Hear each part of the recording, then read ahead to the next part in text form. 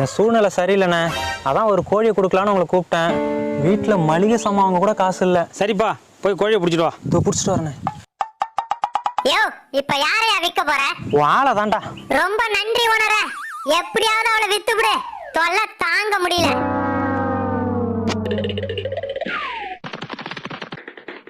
இந்தாங்கண்ணே, என் சூழ்நிலை சரியில்லை, அதான் விற்கிறேன். ஏப்பா, கோழி வளர்க்குறதே விற்கிறதுக்கு தான், அப்புறம் என்ன சூழ்நிலை சரியில்லைங்கிற? அது இல்லைண்ணே, பார்த்து பார்த்து வளர்த்துருக்கேன். செருப்பு பிஞ்சிரும், பட்டினி போட்டு தானே வளர்த்தேன். என்னப்பா, கோழிக்கு வாய் நீளமா?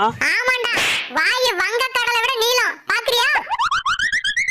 தப்பா நினைக்காதீங்கண்ணே, இவளை விற்க போறேன்ல, அதான் என் மேல ஒரு அன்பான கோவம். கோவம் மட்டும்தான்டா, அன்பு இல்ல. உங்க ஆயா வச்சிருக்க சொம்பு இல்ல.